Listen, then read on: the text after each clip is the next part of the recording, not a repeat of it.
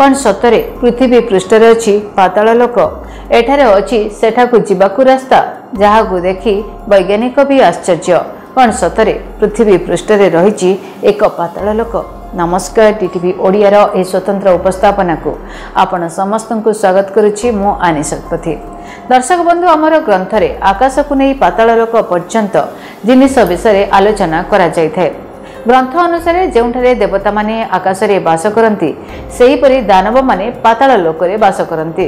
पिलादिनरु ही आमे सभी विभिन्न प्रकारर कहानी पौराणिक कथावस्तु एवं टीवी धारावाहिक पाताल लोक विषय निश्चय जानिथिबे बा देखिथिबे।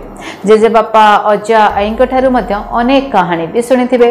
पौराणिक कथा अनुसार आमे जोठारे बास करूछु ताहा पृथ्वी लोक बोली कुहा जाय। पृथ्वी लोक तळे आउ एक दुनिया रहिछि जहाकू पाताल लोक बोली कुहा जाय।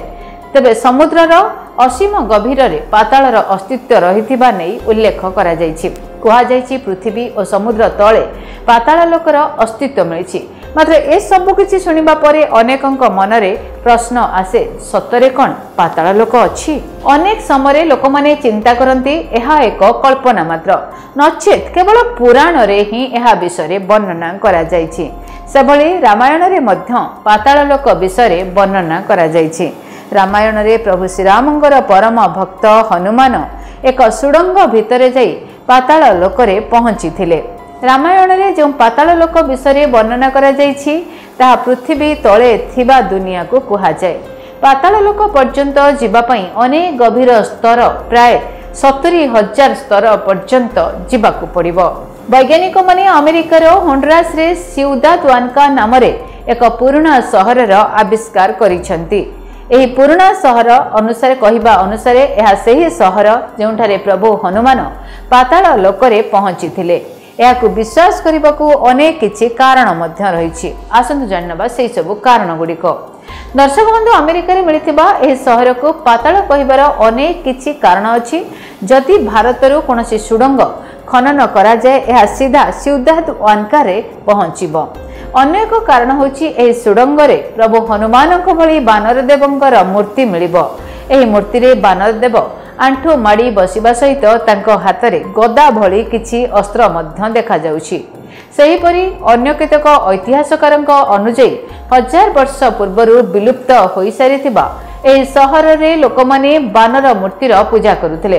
खास एही कारणरु रामायण रे जो पाताल लोक विषय वर्णना करा जायछि ताहा एही विलुप्त सहर बोली अनुमान करा जाउछि। किंतु आपण प्रकृत रे पाताल लोक को देखिचंती कि पाताल लोक आज्ञा हाँ आमे कहूछु वियतनाम रे अवस्थित हंगसन डुंग गुंफा विषय रे जहाको पृथ्वीर पाताल लोक बोली कुहा जाय।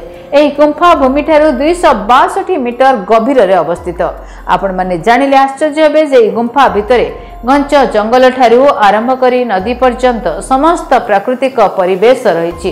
तेणु एहाको द्वितीय दुनिया बोली कुहा जाय। जने चाषी करथिले अनुसंधान देखिबाकू गले तो एही गुंफा को 1990 मसीह होखन नामक जने चाषी काठ संग्रह करुवा बेले पाइथिले। किंतु 15 वर्ष पूर्वे अर्थात 2009 रे ब्रिटिश केभर्स माने प्रथम थर पई एहा भितरे प्रवेश करी विशेष सूचना संग्रह करिबा आरंभ करथिले। से जानिबाकू पाइथिले एही गुंफा भितरे अनेक गभीर रहस्य लुचिकी रहिछि। एहार परिवेश 2013 शेष आड़क एही गुंफा पर्यटक मानक पई खोला जायतिला। जो माने दुसाहसिक कार्य को पसंद करती से वियतनाम हंगसन डुंगरे पहुंचवा 2 माइल रास्ता अतिक्रम करी एठारे कैंप लगई थांती। एही गुंफा 660 फुट उच्च 500 फुट चौड़ा एवं 3 माइल अर्थात 4.82 किलोमीटर लंबा अटे। एही गुंफा रे थिबा 2टी विराट खाल देई सूर्य किरण प्रवेश करिथाए। एही गुंफा भितरे निजस्व नदी जंगल एवं बादल मध्य रहिछि एवं ए जंगल भितरे मांकड़ माने मध्य देखा जाई थांती। ए गुंफारे पवन एवं शब्द बाह्य फाटक पर्यंत सुना जाए। तबे एठाकू जिबाकू एक टिकेट रहिछि जार मूल्य प्रायतः 1,00,000 टंका अटे। Bureau report DTV Odia. जदि आपणक जीवन रे व्यक्तिगत पारिवारिक समस्या कर्मक्षेत्र नियुक्ति वैवाहिक समस्या वास्तु दोष एवं माली मकदमा आदि समस्या थाए ताहेले समस्यार समाधान और परामर्श पाई आमको जोगाजोग करंतु।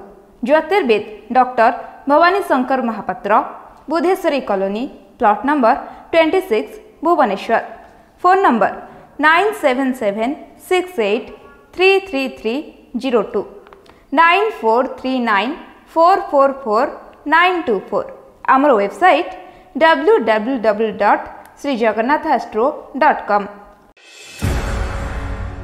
केमिति कटिबो 2026 मसीहारे आपणक भाग्य केउ राशि रे रहिबो समस्या आउ किए हेबे लाभवान केमिति रहिबो मेष ठारू मीन राशि पर्यंत भाग्यफल जानिबा पई देखंतु आम कार्यक्रम 2026 भाग्यफल 2026 मसीहार आपणक राशि संपूर्ण भाग्यफल जानिबा पई चैनल को सब्सक्राइब करंतु बेल बटन को ऑन करंतु देखंतु डीटीवी ओडिया देखिवा पई सब्सक्राइब करंतु एवं बेल आइकन को मध्य दबाई दियंतु।